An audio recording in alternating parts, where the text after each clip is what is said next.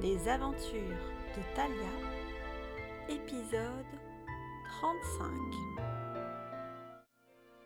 Talia et Anise attendent, le cœur serré, le retour des gardes partis arrêter Pétulia. La sorcière est dangereuse, elles l'ont bien senti, et elles craignent pour la sécurité des hommes à qui elles ont demandé de l'aide. Puis le sommeil devient plus fort qu'elle pour Anise, qui n'a que 8 ans, et qui commence à s'endormir. Le jeune Gus leur propose une couchette dans une réserve, car dans cette caserne, rien n'est prévu pour accueillir autre chose que des hommes. Talia lui est très reconnaissante. Après y avoir installé Anise, qui dort déjà avec Katamimi pelotonnée contre elle, elle retourne voir le garçon. « Tu connais Pétulia, toi, alors ?»« Oui, enfin, connaître, c'est un bien grand mot. Je l'ai déjà vue, elle ne passe pas inaperçue. »« Mais tu lui as déjà parlé ?»« Ah non, je n'ai jamais osé. Elle a un regard terrible. »« Et que sais-tu d'elle ?»« Comme j'ai dit au capitaine, si elle n'aime pas quelqu'un, il finit par tomber malade, avoir un accident, ou tout simplement disparaître. C'est suspect, non ? Et elle n'a jamais été arrêtée par la garde de la ville ? Ah, ça ne m'étonnerait pas qu'ils aient peur d'elle. Le capitaine y allait car il ne connaît pas vraiment sa réputation. Sa troupe vient d'arriver dans la ville, hier soir. J'espère qu'ils vont revenir sains et saufs. Gus et Talia s'installent pour attendre ensemble. Mais déjà, ils entendent des bruits de voix, des vociférations. « Vous faites une terrible erreur ! Une erreur qui va vous coûter très, très cher !» Talia reconnaît la voix de Pétulia, déformée par la colère. Elle frissonne. La porte de la caserne s'ouvre alors, et 2 hommes soutenant un blessé entrent. Talia se précipite, mais elle s'arrête vite, ne sachant pas comment aider. Le garde saigne d'une profonde entaille au front, et son bras pend mollement. Ses compagnons l'allongent sur un lit. « Tu as eu de la chance, son sort n'est pas passé loin. »« J'ai mal. »« Arrête de te plaindre, il fallait suivre les ordres du capitaine, il s'y connaît. » Talia s'approche. Elle aimerait avoir des nouvelles du garde-roue à la brûlure, celui qui l'a accueillie quand elle est venue demander de l'aide. Mais elle ne connaît même pas son nom. « Y a-t-il d'autres blessés ? Pas de mort, j'espère ? » Un gars est resté sur place, trop mal en point pour qu'on le bouge. Je ne sais pas s'il est mort ou pas. Le capitaine a envoyé chercher le médecin. Et de qui s'agit-il ? Il s'appelle Samy, tu le connais ? Je ne sais pas. Comment s'appelle le garde qui m'a ouvert la porte tout à l'heure ? Il a les cheveux roux et une brûlure sur le visage. Ah, Thomas ! Non, lui, il escorte la sorcière directement jusqu'à une cellule de prison. Elle a prouvé par ses réactions qu'il fallait l'enfermer.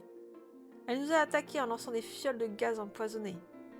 Elle a aussi lancé un sort qui a fait jaillir des lames d'une sorte de brouillard. Mais vous avez réussi à l'attraper ?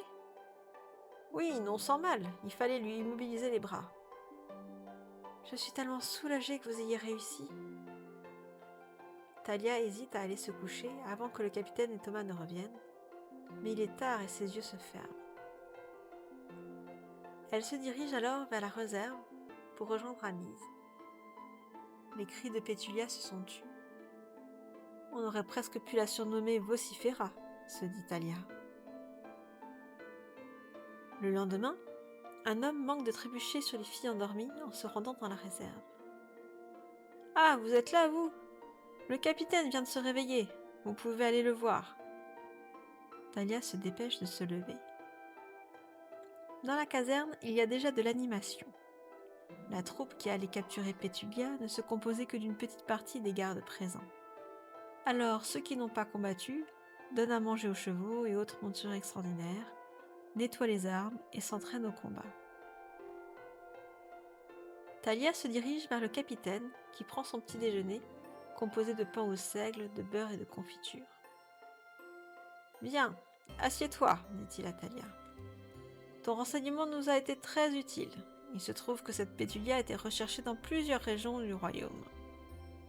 Ah oui? Pourtant, elle ne se cachait pas ici.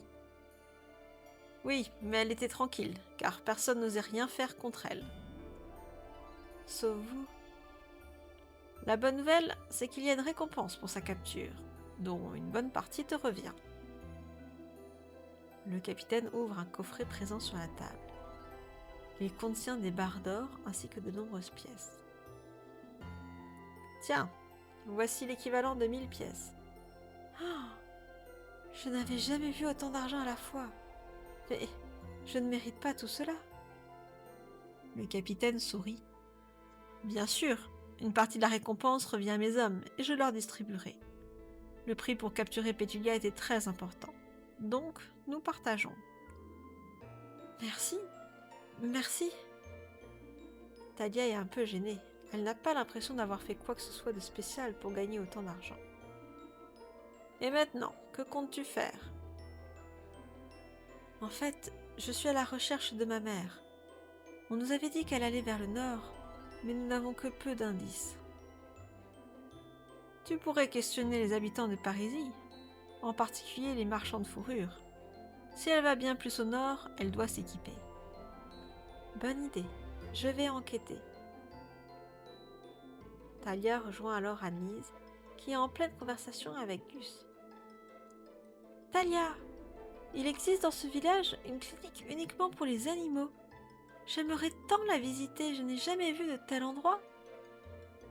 Bien sûr, nous avons le temps de nous y arrêter, confirme la jeune fille. Les deux amis passent une belle journée qui leur fait oublier le mauvais souvenir de la nuit.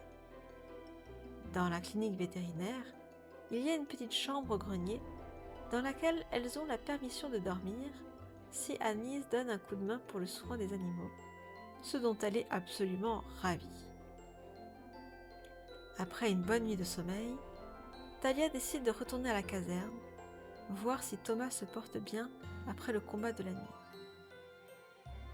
Elle ne se rend pas compte qu'une silhouette, cachée dans l'ombre, la suit, guettant le bon moment pour l'attaquer. La suite au prochain épisode.